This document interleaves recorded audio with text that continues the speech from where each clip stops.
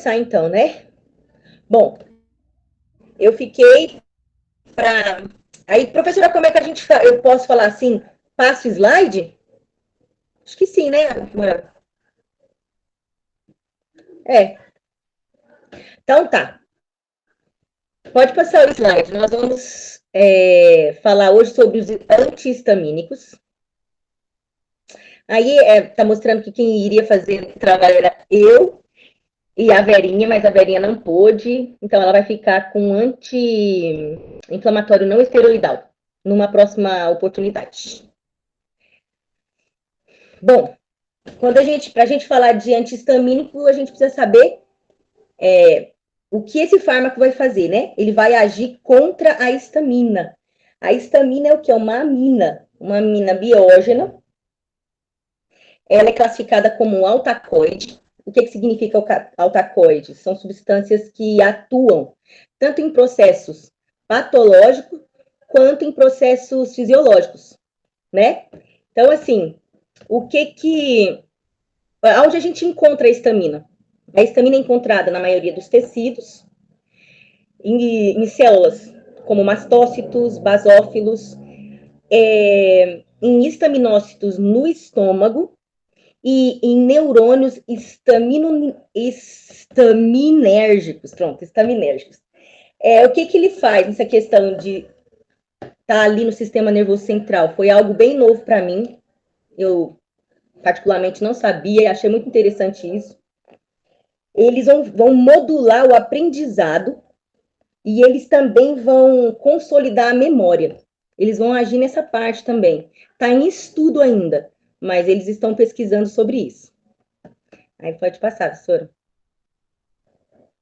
Bom, como a gente falou, é encontrado em células como mastócito, como basófilo, são granulócitos da família de leucócitos, são células do sistema imune. E ela é liberada durante reações inflamatórias. Hoje a gente ia até explanar direitinho a inflamação, mas eu vou deixar para quando a Vera estiver falando sobre os anti-inflamatórios, né? O que mais vai importar agora é a histamina. Ela é um dos mediadores químicos presentes na reação inflamatória.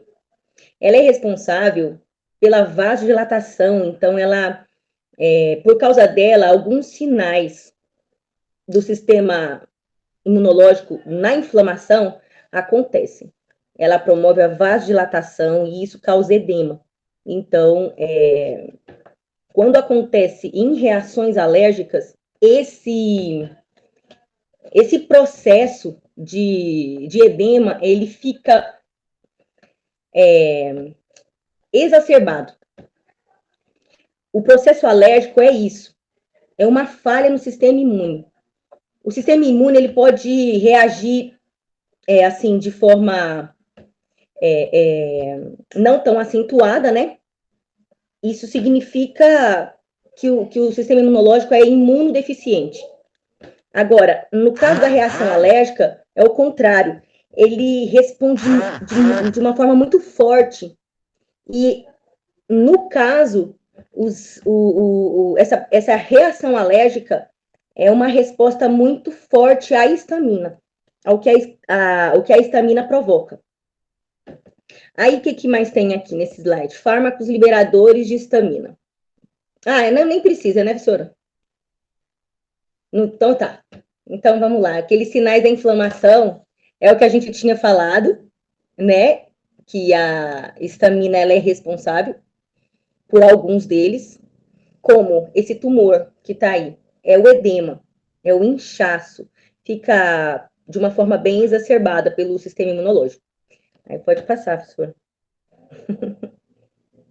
Aqui é uma figura que mostra uma das células onde a gente encontra a histamina, que é o mastócito, mostrando quando ele libera, né, essa histamina e o que ela causa. Ela causa vasodilatação e a tumoração. Aí pode passar, professora. Tem uma outra coisa aí nesse antes, que não é só isso, né, que ela causa. Ela vai causar, ela vai sensibilizar esses nervos sensitivos de onde ela vai desencadear essa reação. E pode causar tanto dor quanto coceira, né? Que é o prurido, principalmente. Pode passar. Essa figura mostra a reação de hipersensibilidade, como é que é, né? Acontece aquele processo de inflamação, onde uma lesão ocorre através de um estímulo, tanto físico, químico, biológico, aquele estímulo. E, por causa daquela lesão, há liberações de alguns mediadores químicos. E isso chama outras células, chama imunoglobulinas, que estão presentes no sangue, são globulinas, né? E no caso da reação de hipersensibilidade, o que acontece é que a imunoglobulina E, que é a que mais é utilizada nesses processos alérgicos, ele se liga às células de defesa, como o mastócito, por exemplo. Quando ele se liga e o alérgeno está ali, ele capta esse alérgeno e a reação normal era que ele soltasse histamina, liberasse histamina de dentro dele. E isso vai acontecer de uma forma muito agrandada. E assim começa o processo alérgico. Que ele vai fazer o quê? Ele vai fazer uma vasodilatação e ele vai promover o tumor. Pode passar, professora. Bom, uma das reações aqui que eu nomeei de hipersensibilidade é a rinite alérgica, a conjuntivite alérgica, tem a asma de forma alérgica, tem picadas de insetos, alergia a alimentos e a alergia medicamentosa, e que pode provocar o choque anafilático. Aí há uma coisa interessante desse choque anafilático, professora. É importante a gente conseguir diferenciar como é que a gente fala? A intoxicação da alergia, né? Tem uma coisa muito interessante que diferencia, é a quantidade que foi capaz de causar uma reação. Porque são parecidos, né, os sinais, mas só acontece a intoxicação se tiver um certo limiar, né, na posologia. Mas o processo alérgico não, pode ser em pequenas quantidades. Ele já desencadeia uma reação alérgica. Às vezes a pessoa não tem nem alergia a tal medicamento. Até aconteceu isso com a minha filha, há uns anos atrás, a minha filha mais velha, quando ela foi fazer uma cirurgia, ela teve câncer e foi fazer uma cirurgia, uma nefrectomia. Enquanto ela estava na UTI, por causa do estado imunológico dela naquele momento, né, eles aplicaram a dipirona e ela teve uma reação alérgica muito, muito forte. Porque foi uma quantidade normal, não foi uma quantidade que poderia desencadear uma intoxicação.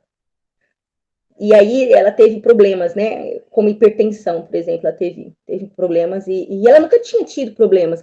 E hoje ela toma o dipirona e não causa nada nela. Então é interessante essa parte também. Aí vamos passar, pode passar.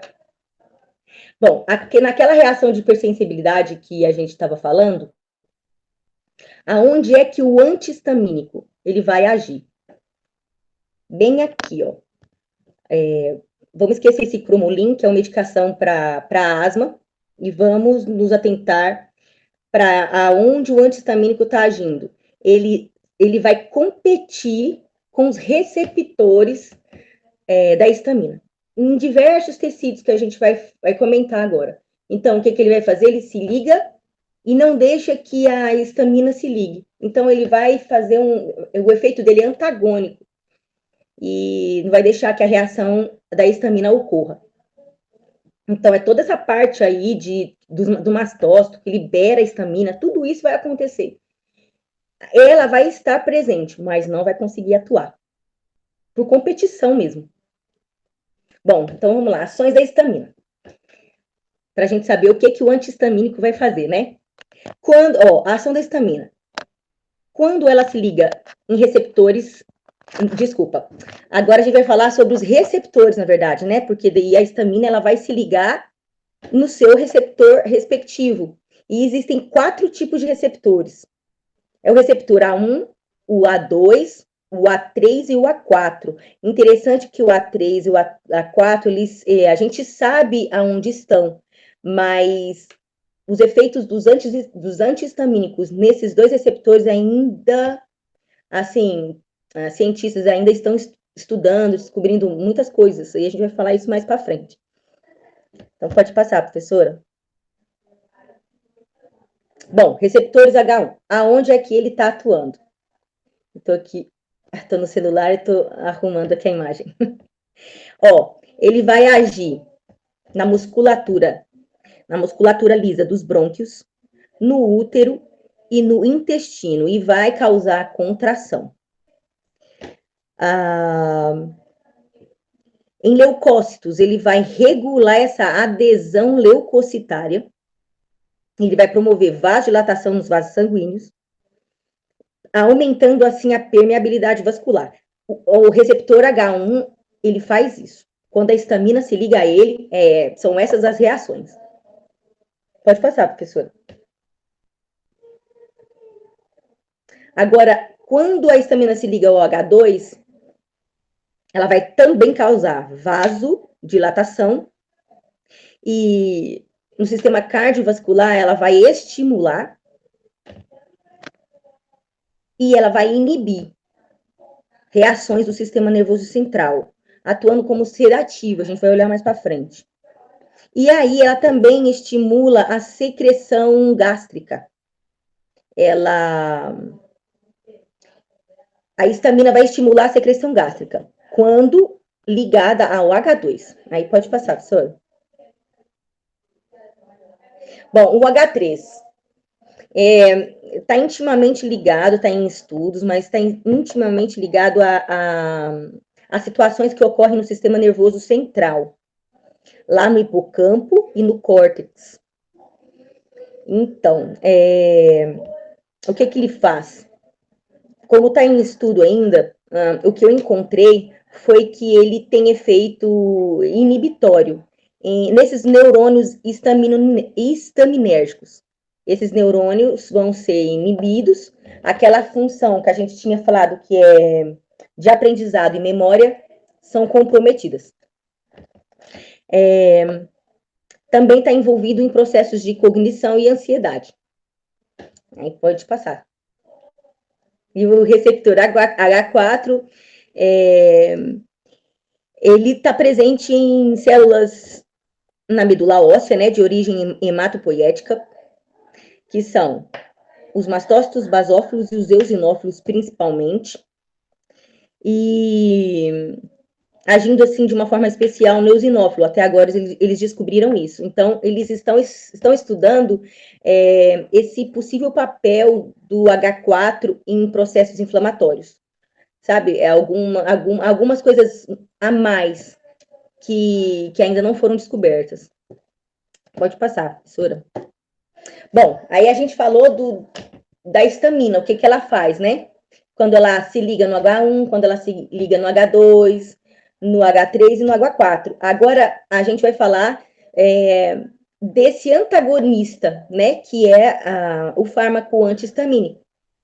Então, eles já conseguiram fabricar antihistamínico, antagonista do receptor H1, de primeira e segunda geração, antagonista do receptor H2 e estão estudando esses possíveis fármacos antagonistas dos receptores H3 e H4.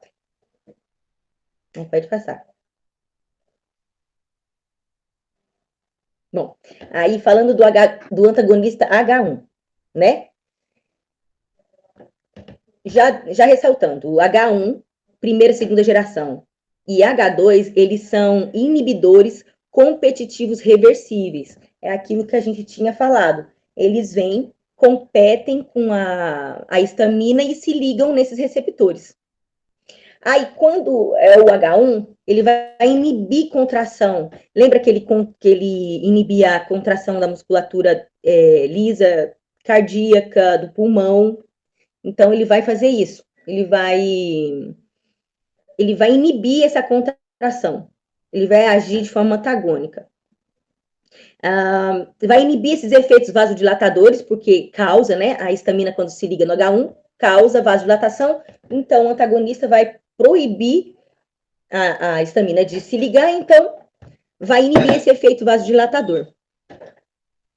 Isso, por consequência, vai bloquear o aumento da permeabilidade vascular, então não vai ser formado edemas. Aí tem um efeito adverso. Vai promover depressão do sistema nervoso central. Eles são utilizados, alguns, como sedativos até, né? Dá aquele soninho quando toma, né? Esses dessa família H1. Bom, falando da primeira geração desses antagonistas, volta só um pouquinho, professora. Tem alguns representantes, né? Que é o Benalete, deixa eu só aumentar um pouquinho aqui. Que é a difenidramina, é o princípio ativo.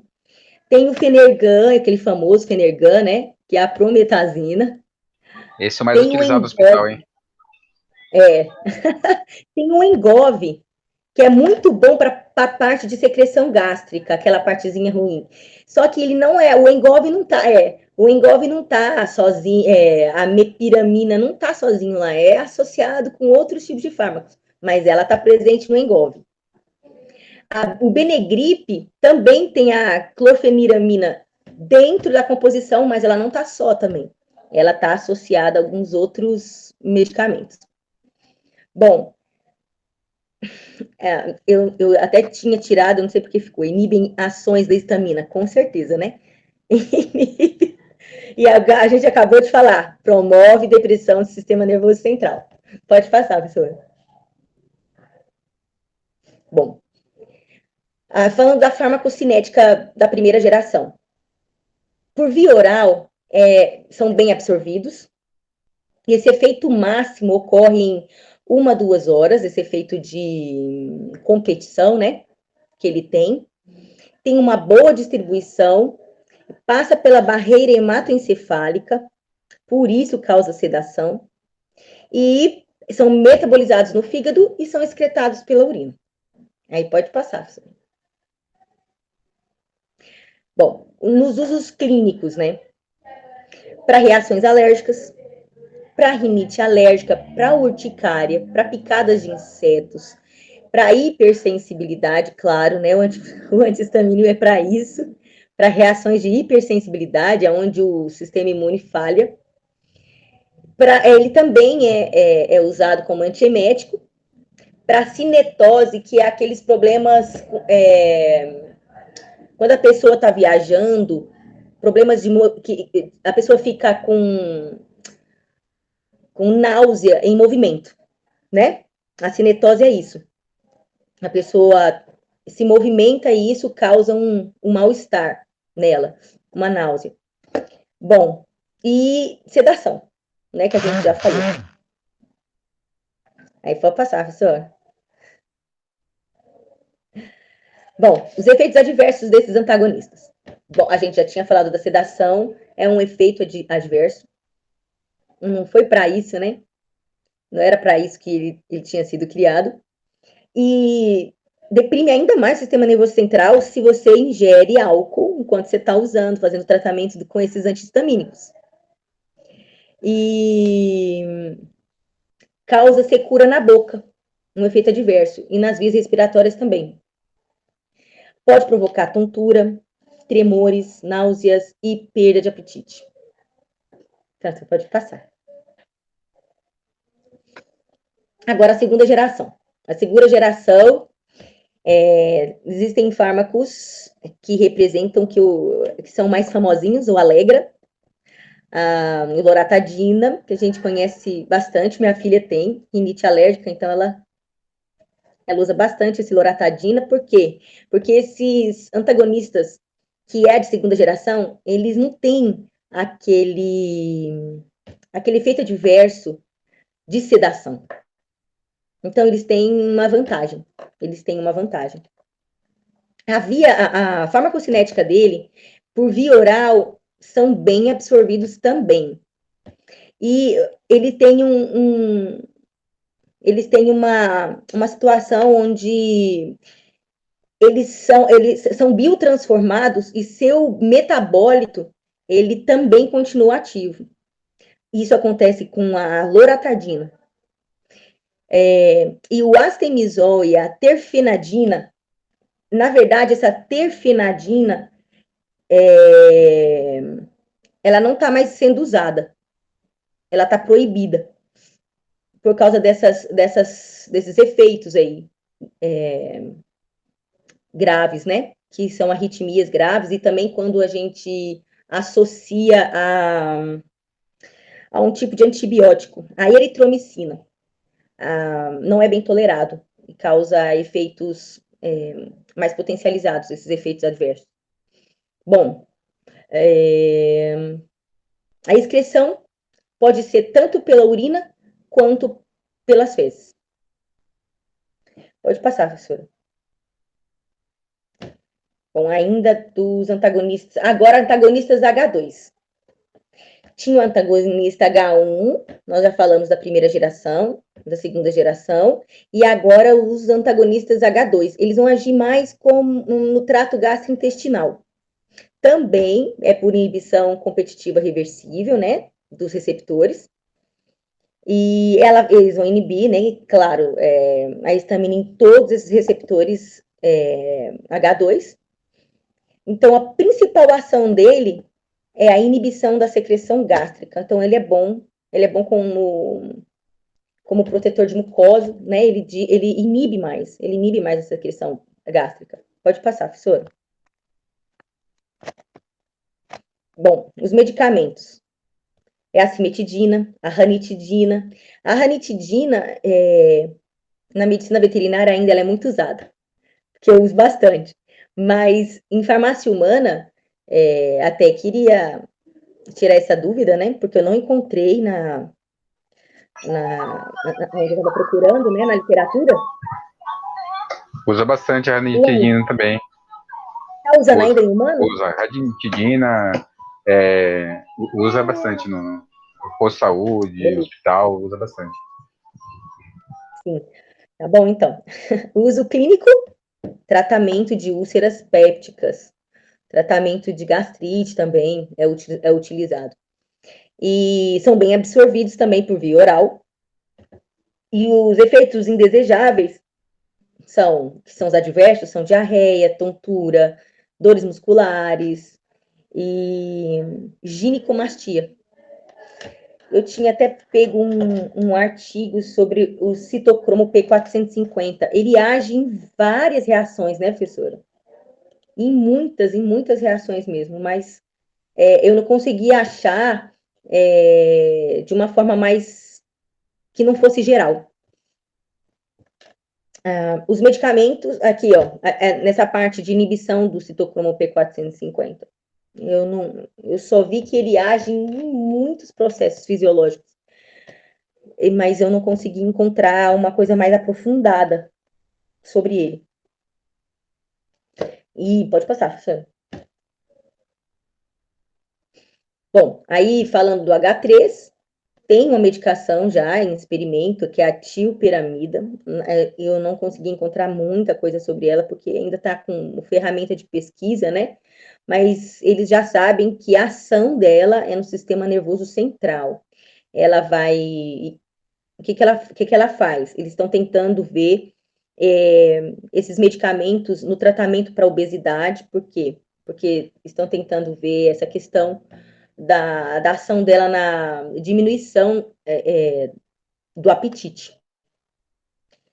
Estão vendo ela nos efeitos antiepiléticos, estão testando em tratamentos para Alzheimer, para esquizofrenia, para narcolepsia, e são promissores também nesse tratamento de ansiedade, melhora essa atenção e essa aprendizagem. Por quê? Porque ela vai agir, porque tem receptor H3 nos neurônios estaminérgicos, né? Pode passar, professora. Bom, o H4, eu consegui encontrar quase nada, muito menos no que o H3, porque tá mais lento ainda esses achados dele do que o H3. Mas eles sabem que ele tem um importante papel em receptores de células de defesa. Então, no processo inflamatório, eles estão fazendo essas pesquisas. Pode passar, professora. Bom, os efeitos adversos. A gente já tinha falado muito dos efeitos adversos. Esse é um quadrinho só, falando de algumas medicações, né, que é o doxepin, tem a fenotiazinas, esses aqui, da primeira geração, vai causar sedação. Igual a gente já tinha falado, que tem ação antimuscarínica, vai ter desconforto epigástrico, vai ter tontura, vai estimular o sistema nervoso central. Então, assim, são os efeitos adversos desse grupo aqui.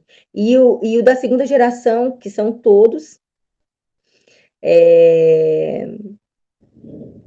ele não produz sedação. E o anti-H2 é cefaleia, vertigem, a ginecomastia, né? E essa questão da potencialização de drogas que inibem o P450. Pode passar, professora. Okay. Bom, toxicidade. Aí a gente tinha falado, né? Da terfinadina e do astemizol, eles sendo usados concomitantemente com a eritromicina e com cetoconazol, foi relatado cardiotoxicidade. Por quê? Porque ele já causava arritmias graves, né? Aí, a concomitante com esses dois tipos de medicações, observou-se efeitos tóxicos, então ele foi proibido. Ele foi retirado do mercado já. A gente já tinha falado sobre isso, né? Que o efeito do antihistamínico é potencializado pelo uso de álcool e outros medicamentos depressores, né, do sistema nervoso central. Bom, e aí, assim, quando há essa toxicidade, as reações tóxicas desses antihistamínicos são parecidos com quando há uma reação tóxica por atropina. Vai se observar febre, midríase, rubor facial, agitação, ataxia, incoordenação motora, convulsões, e pode levar até a morte. Vou passar, professora. Interações medicamentosas. Bom, vai potencializar o efeito sedativo de barbitúricos, de tranquilizantes e de analgésicos. A loratadina e a só um pouquinho. Oi, só um pouquinho. Vamos continuar aqui. Minha filha que entrou. A loratadina e a hidroxizina, se você toma esse medicamento junto com alimentos, a absorção dessa medicação, ela vai ser reduzida. E a terfenadina, de novo falando dessa terfenadina, que ela já está proibida, né? Tem sua potência aumentada com o consumo de suco de pomelo. Enfim, mas ela não está mais sendo utilizada, ela foi proibida. Bom, e evitar o uso de sedativos e álcool. Ela potencializa esse efeito sedativo, mas sim, com prescrição médica, né? Então, evitar essa automedicação, se você já usa sedativos, evitar usar. Principalmente os de primeira geração, os que são antagonistas dos receptores H1. Antagonismo e antagonista. Sim. Essa parte é só por caráter de informação que existe um tipo de antihistamínico que, ao invés de ser competitivo, né, dos receptores, ele inibe a liberação da histamina. Ele inibe, ele não deixa nem que essas células, esses outros tecidos, ele não deixa que solte, que libere a histamina. Aí pode passar, professor. Que é esse cromoglicato de sódico, que é o Intal. É só por caráter mesmo de informação. Pode passar. Bom, o uso clínico dele. Se ele usado ele pode ser usado em uma única dose, pode usar de forma regular, para poder tratar a asma persistente. A dose única é para bloquear essa vasoconstrição, essa broncoconstrição, desculpa.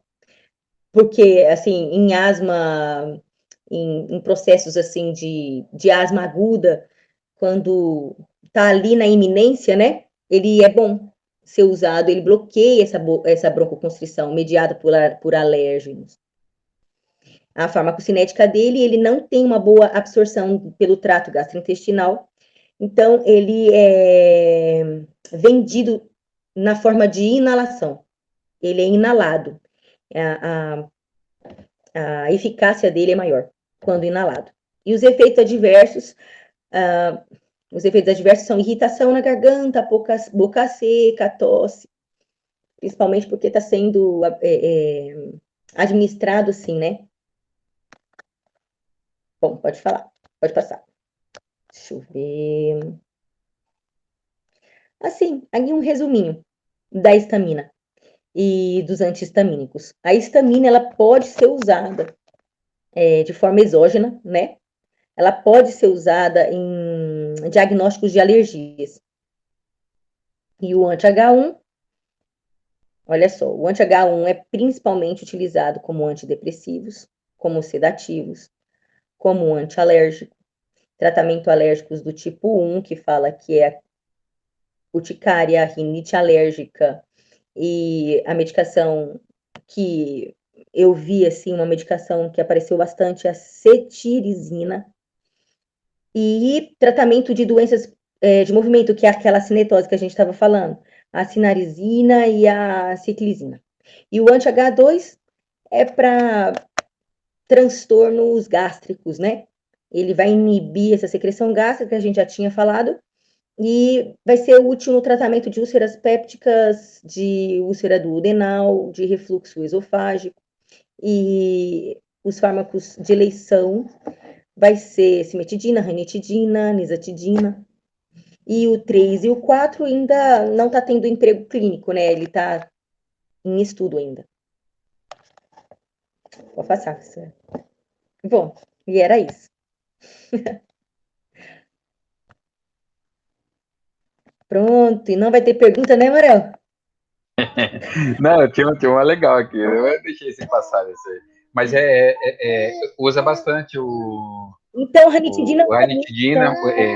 Ranitidina, não sei se a doutora vai falar aí, mas pelo menos ele usa bastante. eu fui prescrever. Loratadina, sei que usa muito, né, professora? Agora, o Aham, bem isso. doutorado, ranitidina, que eu fui.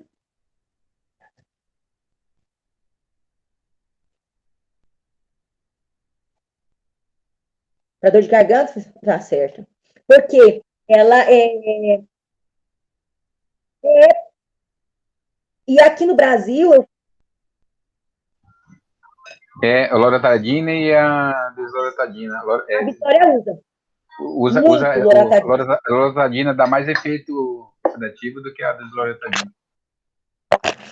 É.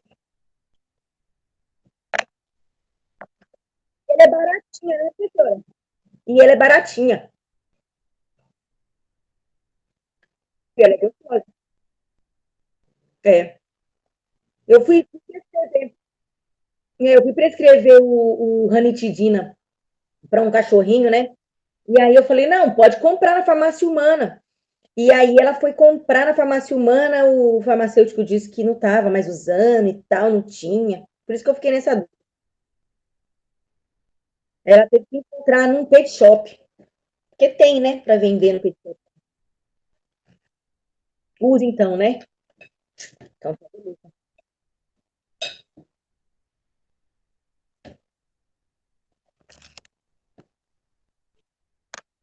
falou, né? É isso mesmo.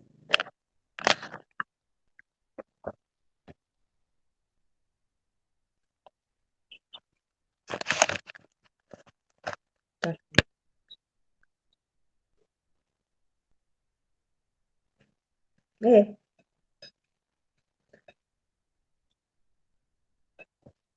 é.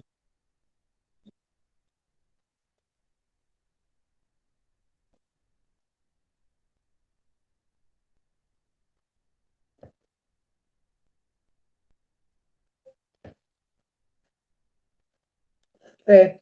Tem um outro também, tem um outro também associado ao paracetamol. Eu estava até procurando ele aqui. Ele chama de paracetamol sinus. Quer ver? Deixa eu ver qual que é o princípio que... Porque ele é... Nossa, a Vitória gostou demais. Ela disse que, tipo, em 30 minutos, ela não tinha mais as reações da rinite. Ela falou, mãe, é como tirar com a mão. Ó, Deixa eu ver se eu consigo a achar qual é. ranitidina, se chegou com uma crise lá gástrica no hospital, eles se metem a ranitidina. É, né? Aham. Esse farmacêutico, tô Ah, tá falando os fora da negócios dele. casinha. Tá fora da casinha. Tá. Esse tá muito, hein? Não tinha. Não, isso é isso. É, Eu acho que até tem a ranitidina aqui, ó. É, umas ampolas de ranitidina. Tá? Tem alguns medicamentos olha, injetáveis. professora. Aqui, ó.